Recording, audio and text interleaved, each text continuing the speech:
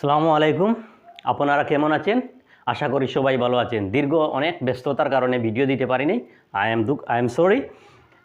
আজকে আমরা যে টপিকটা নিয়ে এসেছি সেটা হলো গিয়া sentence. Today we discuss about the sentence. তাহলে আমরা দেখি what is a sentence. A sentence is A words or a group of words that express A complete thoughts. একটা সেন্টেন্স বলতে একটা ওয়ার্ডস বা একের অধিক ওয়ার্ডস যখন মিলিত হয়ে একটা পরিপূর্ণ কমপ্লিট সেন্স দিব বা অর্থ দিব, তখন আমরা তাকে সেন্টেন্স বলি। আমরা এক্সাম্পলগুলো দেখতে পারবো। আই এম এ স্টুডেন্ট, এখানে 1 2 3 4 মানে আই এম এ স্টুডেন্ট, এখানে 4টা ওয়ার্ডস একসাথে মিলিত হয়েছে। That means a group of words একসাথে মিলিত হয়ে যেটার অর্থ প্রকাশ করে গীতা আমি একজন ছাত্র। অতএব এ গ্রুপস অফ ওয়ার্ড যখন একসাথে মিলিত হয়ে এক্সপ্রেস কমপ্লিট থটস বা সেন্স। আমরা কি বুঝলাম যে একজন ছাত্রর কথা বলছে। So in this sentence is a sentence. The sun rises in the east, এখানে 6টা ওয়ার্ড একসাথে সংযুক্ত হয়েছে। আর that means a group of words একসাথে মিলিত হয়ে একটা কমপ্লিট থটস দিছে বা প্রকাশ করতে যে সূর্য পূর্ব দিকে উদিত হয়। The sun rises in the east, এটাও একটা sentence. Go, yes, good by. গো যখন আমরা গো বলতে কমপ্লিট সেন্স দেয়, এখানে মানে ইউ শব্দটা উজ্জ্ব আছে। এটা গো যখন বললাম, একজনের গো বললে সে যাওয়ার সিদ্ধান্তটা বুঝে। দ্যাট মিন্স এ ওয়ার্ডেও আমরা এ ওয়ার্ডেও একটা সেন্টেন্সে কমপ্লিট সেন্স দিতে পারে। ইয়েস শব্দটা যখন একজন কোয়েকশন করলো, এক আনসার, ইয়েস শব্দটা বলার সাথে সাথে তার সেন্টেন্সের কমপ্লিট সেন্স পাইব। ইয়েস, গুড বাই, বিদায়, এটাও জানাই তো আমরা কমপ্লিট সেন্স পাইব। তার মানে এ গ্রুপ অফ এ ওয়ার্ডস চালা পাইলাম go, yes, good bye, no, stop, please, এরকম ওয়ার্ডস আছে যেগুলো এ ওয়ার্ডস অথবা এ গ্রুপ অফ ওয়ার্ডস মানে একের অধিক শব্দ একসাথে সংযুক্ত হয়ে যখন অর্থ প্রকাশ করবে তখন এগুলো আমরাকে সেন্টেন্স বলি।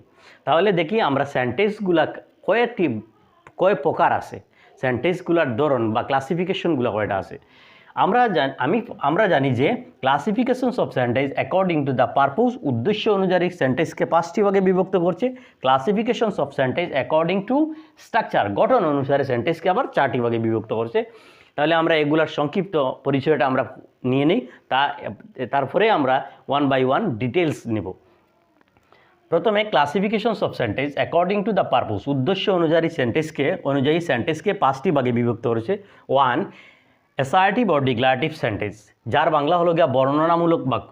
যে সেন্টেন্সটা একটা বর্ণনা দিবে বা স্টেটমেন্ট, এটার আর অন্য একটা নাম হতে পারে স্টেটমেন্ট বা ডিক্লারেটিভ বা অ্যাসার্টিভ, তিনটাও নামে আমরা জানতে পারি এই বর্ণনামূলক বাক্য। নাম্বার 2, ইন্টারোগেটিভ সেন্টেন্স, প্রশ্নসূচক বাক্য। যে সেন্টেন্সে কোয়েকশন করা বা প্রশ্ন করা বুঝাইবে, মানে যে কোনো একজন ব্যক্তি আমাকে কোনো কিছু জিজ্ঞাসা করা, মানে আস্ক হোক, কোয়েকশন হোক, এনিথিং, ইনকোয়ার হোক, যে কোনো কিছু একটা করলে যার উত্তর আমার দিতে হইবে কি কোনো না কোনো একটা, এইরকম সেন্টেন্সগুলোকে আমরা ইন্টারোগেটিভ সেন্টেন্স বলি। নাম্বার 3, ইম্পারেটিভ সেন্টেন্স বলতে আদেশ, উপদেশ, অনুরোধ বাক্য। সংক্ষেপে লিখলাম, যে সেন্টেন্স দ্বারা আদেশ বুঝাইতে পারে, উপদেশ বুঝাইতে পারে বা অনুরোধ বুঝাইতে পারে। আমরা সেন্টেন্সের সেন্সে বুঝা দিব, তুমি রৌদ্রে দৌড়াদৌড়ি, you don't run in the sun, বা তুমি রৌদ্রে দৌড়াদৌড়ি করি না, উপদেশ হইতে পারে বা অনুরোধ হইতে পারে, প্লিজ এটা দাও, প্লিজ ওটা দাও, এরকম যে সেন্টেন্সগুলো বুঝাইবি, এই সেন্টেন্সটা আবার ইম্পারেটিভ সেন্টেন্সের আন্ডারে থাকবে। নাম্বার 4, অপটাটিভ সেন্টেন্স ইচ্ছা, আকাঙ্ক্ষা, প্রার্থনা সূচক বাক্য হতে পারে। ইচ্ছা, উইশ, আকাঙ্ক্ষা থাকবো, প্রার্থনা, প্রে, এরকম যে সেন্টেন্স যারা মনের ইচ্ছা, আকাঙ্ক্ষা, প্রার্থনা বা আমরা গডসের কাছে, আল্লাহর কাছে, ভগবানের কাছে যেগুলো পূজা করি বা খুঁজি বা তার সাথে কোনো প্রার্থনা করি, এরকম যে সেন্টেন্সের সেন্স দিবে, এটাই অপটাটিভ সেন্টেন্স। এক্সক্লামেটরি সেন্টেন্স, আবেগ, দুঃখ, অবাকজনিত বাক্য। যে সেন্টেন্স দ্বারা আবেগ, দুঃখ, অবাকজনিত বা বিস্ময়সূচক যে সেন্টেন্সগুলো বা মুখের ভাষাটা প্রকাশ হয়ে যাইবে, এরকম সেন্টেন্স থাকলে আমরা এক্সক্লামেটরি সেন্টেন্স বলব। আর এক্সক্লামেটরি সেন্টেন্সের সবচেয়ে বড় এক্সাম্পল, এক্সক্লামেশন মার্ক থাকবে, আর যে এক্সক্লামেশন মার্ক থাকবে আর এক্সক্লেমেটরি সেন্টেন্সের যে ওয়ার্ডসটা প্রথমে এক্সক্লেমেশন মার্কের আন্ডারে থাকবে, এটা আমরা কোনো অতীতের প্ল্যান করা কোনো মানে ওয়ার্ড আমরা বলবো না, হঠাৎ আমরা মুখে দিয়ে, যেমন আমি হঠাৎ কষ্ট পাইলাম, আহ শব্দ কইলাম, খেলাত হঠাৎ আমরা জয়ী গেলাম, হুররে শব্দ বলিয়ে উঠলাম। এরকম যে ওয়ার্ডগুলো হঠাৎ আমরা মুখ থেকে বা অন্তর হার্ট থেকে বাইরে হয়ে আসে, সেগুলো আমরা আবেগ ও দুঃখ অবাকজনিত আন্ডারে নিব, মানে এক্সক্লেমেটরি সেন্টেন্সের আন্ডারে। তাহলে আমরা দেখলাম classifications of sentence according to the purpose, উদ্দেশ্য অনুযায়ী সেন্টেন্সকে আমরা 5টা ভাগে ভাগ করেছি, অ্যাসার্টিভ, ইন্টারগেটিভ, ইম্পারেটিভ, অবটারেটিভ, এক্সক্লেমেটরি। তাহলে এখন দেখি আমরা classifications of sentence according to the structure, গঠন অনুসারে সেন্টেন্সকে আবার 4টা ভাগে বিভক্ত করছে। এগুলা দেখি simple sentence, complex sentence, compound sentence, compound complex sentence. Simple sentence সরল বাক্য, সরল বাক্য যে সেন্টেন্সগুলো ইজি, মানে যে সেন্টেন্সের স্ট্রাকচারগুলো এখন ইজি আছে, মোটামুটি আমরা যে এঙ্গেজ করতে পারি বা ম্যানেজ করতে পারি। কমপ্লেক্স সেন্টেন্স জটিল বাক্য, তার মানে সরল বাক্য থেকে, অর্থাৎ সিম্পল বাক্য থেকে কমপ্লেক্স বাক্যটা একটু কঠিন। আর কম্পাউন্ড সেন্টেন্স যৌগিক বাক্য, যৌগিক বাক্য এটা তার চেয়েও যৌগিক বাক্য। আর কম্পাউন্ড কমপ্লেক্স সেন্টেন্স যৌগিক এবং জটিল বা মিশ্র বাক্য, মানে এইখানে জটিল বাক্য যেটা, এটার আরও নাম আমরা মিশ্র বাক্য বলতে পারি। তার মানে কম্পাউন্ড আর কমপ্লেক্স, যেহেতু আমরা এখানে লেখা তো পাইছি যে এই কম্পাউন্ডে আর এই কমপ্লেক্সে উভয়টা একসাথে সংযুক্ত হইয়া যখন একটা স্ট্রাকচার গঠন করব, অর্থাৎ যে সিম্পল সেন্টেন্সের একটা স্ট্রাকচার আছে, কমপ্লেক্স সেন্টেন্সের একটা স্ট্রাকচার আছে, কম্পাউন্ড সেন্টেন্সের একটা স্ট্রাকচার আছে, বাক্য গঠনের একটা স্ট্রাকচার আছে। আর কম্পাউন্ড কমপ্লেক্স সেন্টেন্স যে সেন্টেন্সের মধ্যে কমপ্লেক্স এবং কম্পাউন্ড সেন্টেন্স উভয়টার স্ট্রাকচার সংযুক্ত থাকবে, এরকম সেন্স যখন একটা সেন্টেন্স স্ট্রাকচারে বুঝাইবে, তখন আমরা এই কম্পাউন্ড কমপ্লেক্স সেন্টেন্সটা বুঝব। তাহলে আমরা জানলাম যে সেন্টেন্স কাকে বলে, এবং সেন্টেন্স ক্লাসিফিকেশন উদ্দেশ্য অনুযায়ী, মানে অ্যাকর্ডিং টু দ্য পারপোজ অনুযায়ী আমরা 5টা ভাগে সেন্টেন্সে বিভক্ত করছি, এবং classifications according to the structure অনুযায়ী সেন্টেন্সকে আবার 4টা ভাগে বিভক্ত করেছি। এখন আমরা ধীরে ধীরে সামনে দিয়ে অ্যাডভান্স হইব যে অ্যাসার্টিভ অর ডিক্লারেটিভ সেন্টেন্স, মানে 1 বাই 1 প্রত্যেকটা ডেফিনেশন উইথ এক্সাম্পলগুলো দিয়ে আমরা ডিটেলস বা এলাবোরেটলি আমরা এইগুলা আলোচনা করার চেষ্টা করব। প্রথমে আমরা যাইব অ্যাসার্টিভ অর ডিক্লারেটিভ সেন্টেন্স। তাহলে আমরা চলে যাই অ্যাসার্টিভ অর ডিক্লারেটিভ সেন্টেন্স কাকে বলে এবং তার পরিচয় এবং তার এক্সাম্পলগুলো। তাহলে আমরা দেখি assertive sentence, what is the definitions of assertive sentence and it's example. What is a assertive sentence? A sentence which has positive or negative sense is called assertive sentence. যে সেন্টেন্সে বা যে বাক্যে আমরা হাবোধক এবং নাবোধক, পজিটিভ এবং নেগেটিভ সেন্সগুলো বুঝাইবে, তাকে আমরা অ্যাসার্টিভ সেন্টেন্স বলি।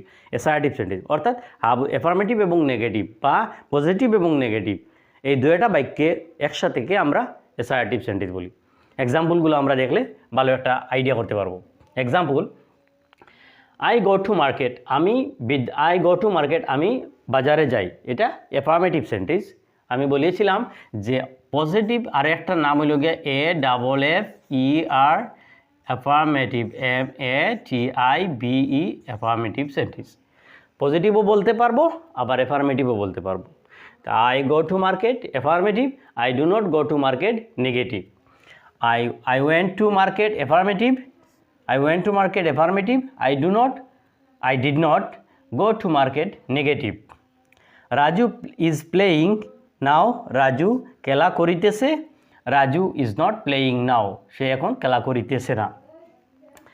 I can do the sum, আমি অঙ্কটি করিতে পারবো, I cannot do the sum, আমি অঙ্কটি করিতে পারবো না।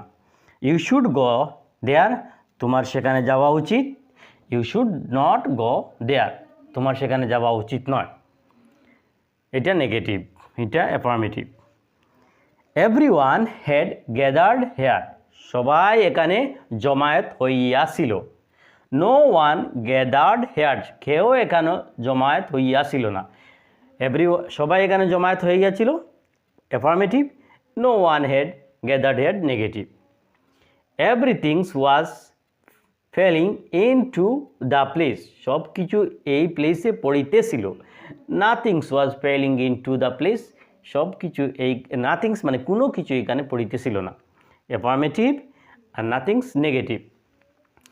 All of us were present in the meeting, আমরা সবাই মিটিংয়ে উপস্থিত ছিলাম।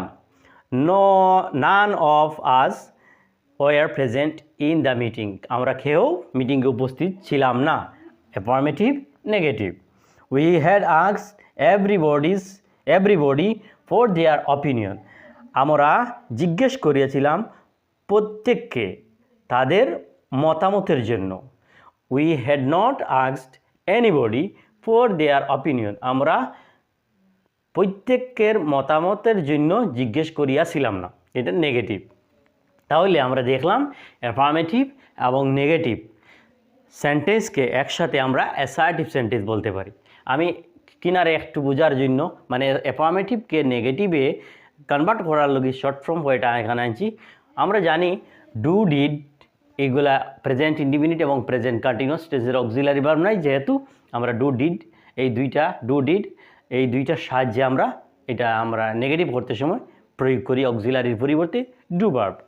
এবং অক্সিলারি ভার্বের পরে মানে ডু ডিডের পরে নট শব্দ বসাইলে আমরা নেগেটিভ করতে পারবো।